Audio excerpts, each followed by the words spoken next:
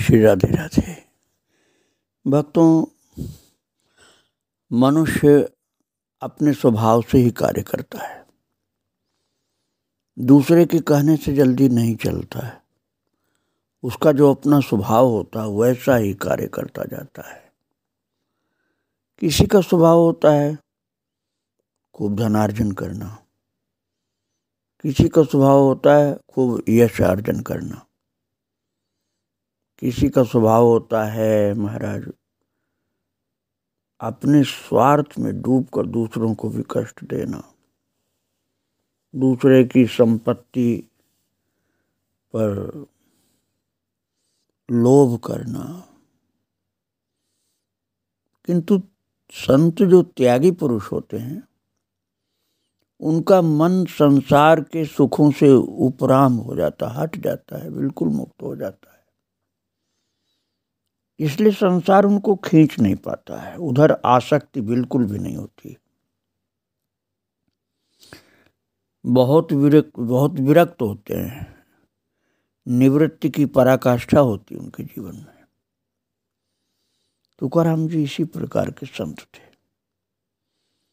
आप उनको ये नहीं कर सकते हैं कि अरे संसार में थे, परिवार था,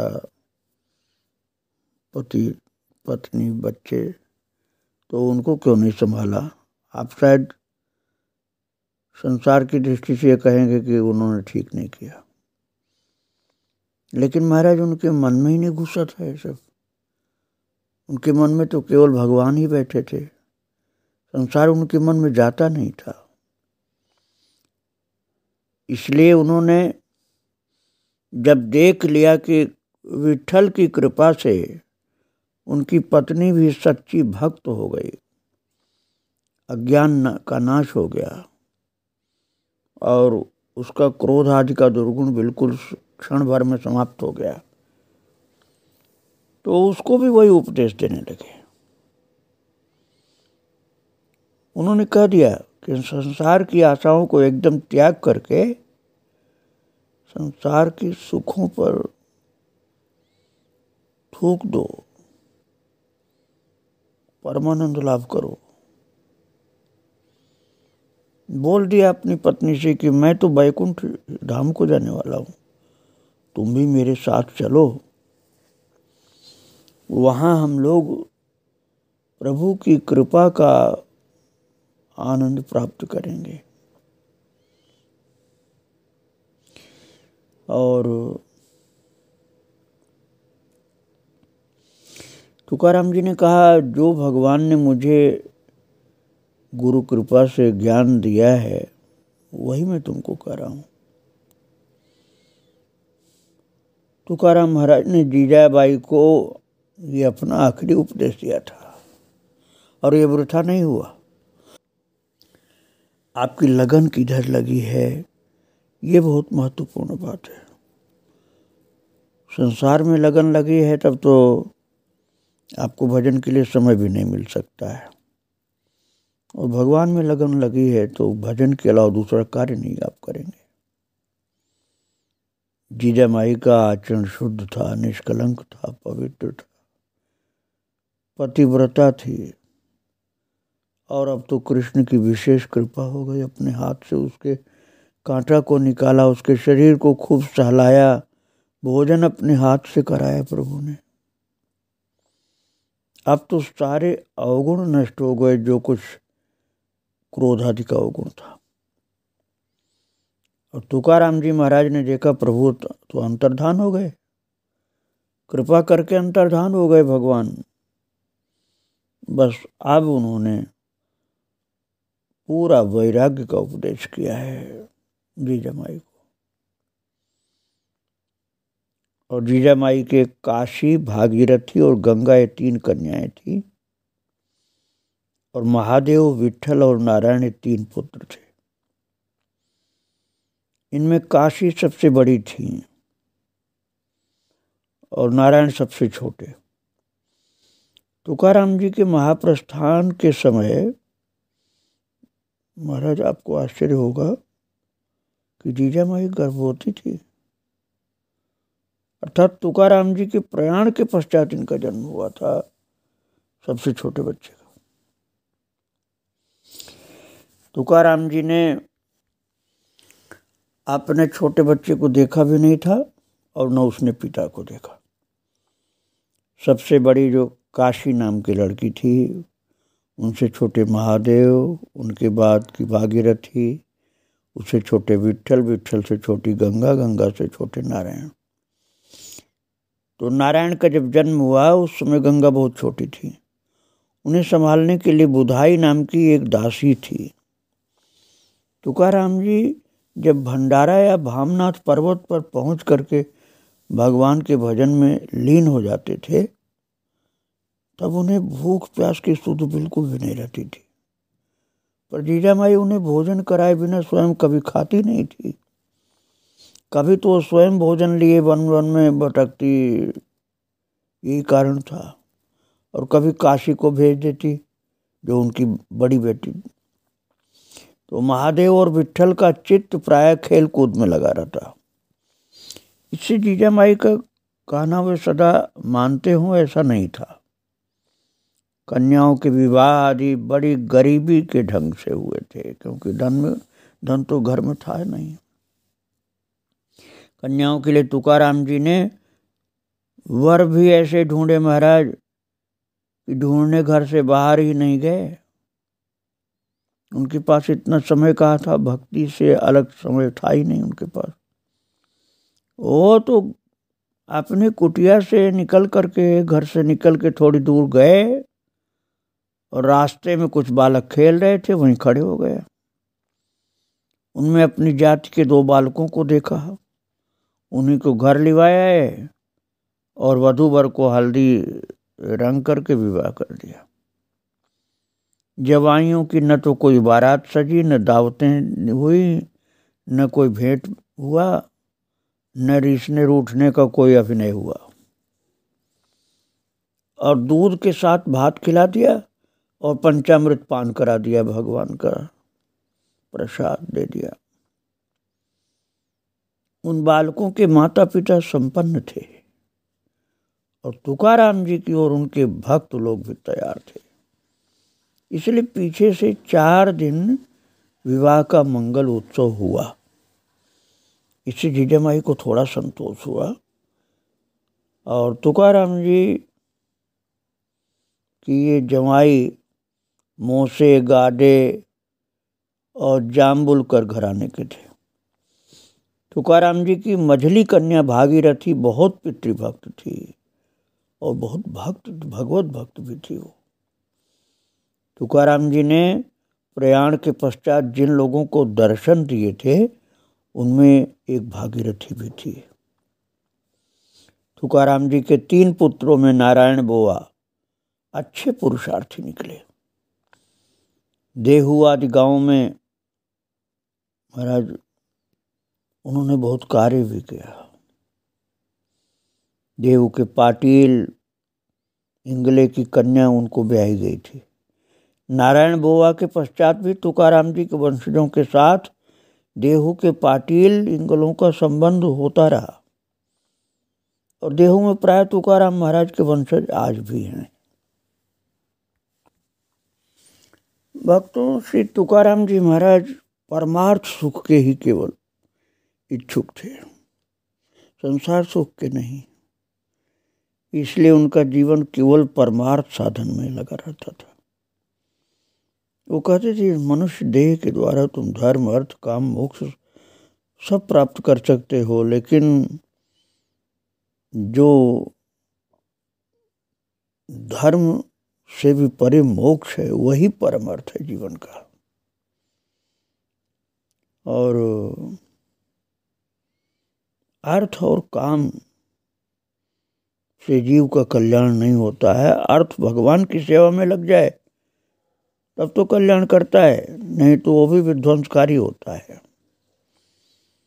वो कहते थे, प्रत्येक जीव सुख के लिए छटपटाता रहता है और प्रपंची जीवों के समान पारमार्थिक जीव भी सुख के पीछे दौड़ते हैं।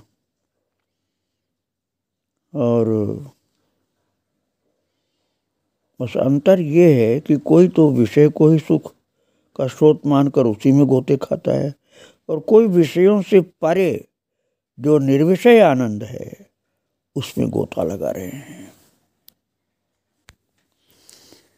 संत तुकाराम जी कहते थे, कर्मकांड के हिसाब से जो पिंडदान किया जाता है, तो मैंने उसकी जगह पर अपने पिंड अर्थात शरीर को ही प्रभु की सेवा के लिए दान कर दिया। और मेरे प्रभु की सेवा उनकी भक्ति है जो सर्वोपरि सेवा है। किंतु ये सब किसी से हो नहीं सकता है। जो बिल्कुल ही भगवान में डूबा रहता है केवल उसी से होता है, नहीं तो भगवान की दूसरी सेवाओं को भी करना पड़ता है। और महाराज इतना ज़्यादा भगवान में डूबे थे कि बिल्कुल नारायण स्वरूप ही थे। सदैव वैकुंठ जाने का निश्चय हो गया था इनका। और दृश्य विश्व का अर्थात माया के अंजन का कोई स्पर्श तक नहीं हुआ था इनकी आंखों में, मन में। श्री तुकाराम जी कहते थे कि भगवान नाम की महिमा और भगवान नाम गाते गाते ये तुकोबर आए, निश्चित ही भगवान के वैकुंठ में पहुंच जाएगा। और भगवान इसको बहुत प्रेम से अपने पास रखेंगे। बहुत ही अद्भुत उनका विश्वास था। और वो तो वैकुंठ में जाने के पहले ही गरुड़ जी से प्रार्थना करने लगे। उन्होंने कहा, भगवान को शीघ्र ले आओ। गरुड़ जी महाराज, भगवान को शीघ्र ले आओ। शेष जी के सामने भी गिड़गिड़ाए, जाओ ऋषिकेश को जगाओ, मेरा चित्त उन्हीं के आने की ओर लगा है। और अब वो मुझको ले चलें, उनको बोलो जल्दी। मन वैकुंठ गमन को उत्साहित हो गया है। देह भाव मेरा खत्म हो गया। अब भगवान के अतिरिक्त मुझे और कहीं नहीं जाना है। ऐसे भगवत पार्षदों से विनती करने लगे। और तब महाराज भगवान श्री हरि आ पहुंचे उनके पास। उनके हाथों में शंख चक्र सुशोभित थे। गरुड़ जी फड़फड़ाते हुए बड़े वेग से दौड़े आए। उनके फड़त्कार से भगवान के दिव्य नाम के स्वर गूंज रहे थे। प्रभु के मुकुट कुंडलों की दीप्ति अद्भुत, तीव्र और शीतल थी। भगवान की अद्भुत छवि थी। मेघश्याम वर्ण, विशाल नेत्र, सुंदर मधुर चतुर्भुज मूर्ति प्रकाशित हुई। गले में वैजयंती माला लटक रही थी। पीतांबर दमक रहा था। दसों दिशाएं जगमगा रही थी। तुकाराम संतुष्ट हुए पूर्ण रूप से और भगवान का नाम गाते गाते तुकाराम अंतर्धान हो गए। उनका शरीर फिर किसी ने नहीं देखा। वो अदृश्य होकर के अदृश्य में मिल गए। शरीर वैकुंठ चले गए तुकाराम जी। तुकाराम कीर्तन करते करते अदृश्य हो गए। इतना लोगों ने कहा, क्योंकि भगवान का दर्शन तो सबको मिला नहीं। उनके प्रेमी भक्त रोने लग गए कि तुकाराम जी कीर्तन करते करते अंतर्धान हो गए। और बाद में उनका करताल, तंबूरा और कंबल मिला। और भक्तों, उसके बाद अब तुकाराम जी का शरीर तो था नहीं, वो तो वैकुंठ चले गए। केवल करताल, तंबूरा और कंबल मिला था। इसलिए क्रियाकर्म तो उनका हो नहीं सकता था, क्योंकि शरीर ही नहीं था। बहुत भाव से उनके महाप्रयाण का उत्सव देहू में महाराज बहुत दिन तक लगातार होता रहा। तार्किक बुद्धि वाले व्यक्ति को इस समझ में नहीं आएगा कि हाड़ मांस का शरीर वैकुंठ कैसे चला गया। भक्तों, भगवान सभी के बुद्धि के परे होते हैं। उनकी शक्ति को बुद्धि से कोई समझ नहीं सकता है। भगवान के लिए सब कुछ दिव्य हो जाता है जहां उन्होंने स्पर्श किया है, निगाह अपनी कृपा की डाली। इसलिए अपनी कृपा दृष्टि से उन्होंने देख करके तुकाराम जी के उसी शरीर को, जिसको भौतिक शरीर कहा जाता है, ऐसा दिव्य बना लिया था कि केवल उनका बस भजन का साधन सामान जो था वही यहाँ छूट गया और वो तो ले गए, प्रभु उनको ले गए अपने धाम। तो जब उनके भक्त थे बहुत दिन तक रोते रहे कि हमें उनका अनुभव मिलना चाहिए। और बहुत भक्तों को तुकाराम जी का अनुभव हुआ कि वो भगवान के पास हैं और कृपा भी प्राप्त होती रही उनकी। तुकाराम जी के जो प्रिय शिष्य थे उन लोगों ने तो कभी भी संदेह नहीं किया। उन्होंने कहा हमारे गुरुदेव श्री तुकोबा राय जी तो पहले ही भगवान के धाम जाने लायक थे, इतने महान प्रेम के स्वरूप थे, लेकिन कुछ समय तक उनको रख करके प्रभु तब उनको ले गए।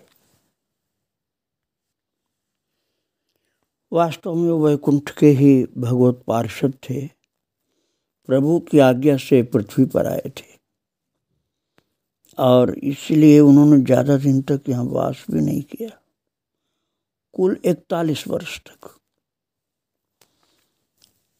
विक्रमी संवत 1665 में श्री तुकाराम जी महाराज का जन्म हुआ था। 13 वर्ष की अवस्था में ही उनके सिर पर आप कह सकते हैं गृह प्रपंच का भार आ गया था, विवाह का। और इसके बाद तुकाराम जी के माता पिता और भाभी का शरीर पूर्ण हो गया। 17 वर्ष के थे तब, और 18 वर्ष की उम्र में उनके बड़े भाई विरक्त होकर के गृह त्याग करके चले गए थे। जब वो 20 वर्ष के थे उस समय मन का विषाद दबा करके प्रथम पुत्र संताजी और दोनों पत्नियों के साथ तुकाराम जी गृह प्रपंच में कुछ दिन तक रहे देखने के लिए। लेकिन जब 21 साल के हुए तो विपरीत काल आया, दिवाला निकल गया उनके धंधे का, दुर्भिक्ष का प्रारंभ हुआ, भयंकर अकाल चालू हो गया। 22 वर्ष की उम्र जब उनकी थी, भयंकर दुर्भिक्ष का भीषण रूप हुआ और उस दुर्भिक्ष में इतना ज़्यादा लोग पीड़ित हुए थे कि खाने को कुछ नहीं था। तो उनकी प्रथम पत्नी भोजन के अभाव में ही शरीर छोड़ दी थी। पुत्र की भी मृत्यु हुई। वैराग्य तीव्र हुआ और भामनाथ पर्वत पर आरोहण किया। 23 वर्ष की उम्र में श्री विट्ठल मंदिर का जीर्णोद्धार उन्होंने कराया, जो उनके गांव का मंदिर था, वो पंढरपुर का नहीं। और कीर्तन श्रवण की, कीर्तन करने की, कीर्तन सुनने की, कराने की तीव्र धुन उत्पन्न हो गई। ऐसी धुन उनकी लगी, ऐसी उसी धुन में मस्त हो गए कीर्तन करने कराने में कि और कुछ उनको दिखता ही नहीं था। 23 वर्ष की उम्र में, और 24 साल की उम्र जब उनकी हुई तब उनके गुरुदेव का अनुभव हुआ, प्राप्ति हुई और कवित्व की स्फूर्ति हुई। भगवान के भजन जिनको अभंग वहाँ कहा जाता है, बस वही गाते थे, लिखते थे, मस्त रहते थे। और 26 वर्ष की उम्र में तो बस ऐसे भूले रहते थे संसार को, तो अभंग ही गाते रहते थे, दूसरा कोई काम नहीं। और जब 30 साल की उम्र हुई थी तब रामेश्वर भट्ट द्वारा पीड़ा उनको दी गई थी और उनके लिखे हुए जो बहियां थी सब जल में डाली गई। फिर भगवान ने सब उनको दिया और तब उस समय सगुण साकार का साक्षात्कार हुआ, अर्थात भगवान प्रकट होकर सम्मुख आए थे। जब उनकी बहियों को जल से प्राप्ति हुई थी उस समय भगवान ने प्रत्यक्ष दर्शन दिया। और 41 वर्ष की उम्र में भक्तों, चैत्र कृष्ण द्वितीया शनिवार सूर्योदय के अनंतर 4 घटिका दिन में प्रयाण किया, अर्थात भगवत धाम को प्रस्थान किया। ये महान भगवदीय जन होते हैं, ऐसे संत पुरुष, उनके अपने भेजे हुए होते हैं, उनके पार्षद होते हैं। जितने दिन के लिए ठाकुर जी भेजते हैं उतने दिन धरती पर रह करके भक्ति का अमृत बहाते रहते हैं। भक्ति की धारा उनके मुखारविंद से प्रकट होती है और अनुयायी जन, प्रेमी जन, शिष्यगण उसका रसास्वादन करते रहते हैं। ऐसा ही अद्भुत चरित्र है महाराज जी का, श्री तुकाराम जी का। उनके जीवन की आयु तो ज़्यादा नहीं थी, कुल 41 वर्ष ही रहे, लेकिन लीलाएं बहुत ठाकुर जी ने की थी। हर प्रकार का संघर्ष भी झेला था, आदर भी, तिरस्कार भी, कृपा भी, सब अनुभव किया, कराया और प्रभु के धाम फिर वापस चले गए। उनके मंगलमय चरित्रों को उन्हीं के आराध्य भगवान विट्ठल के चरणों में अर्पित कर रहा हूँ। महान संत श्री तुकाराम जी महाराज की जय। श्री राधे राधे, जय श्री राधे राधे। वृंदावन बिहारी लाल की जय। विट्ठल भगवान की जय।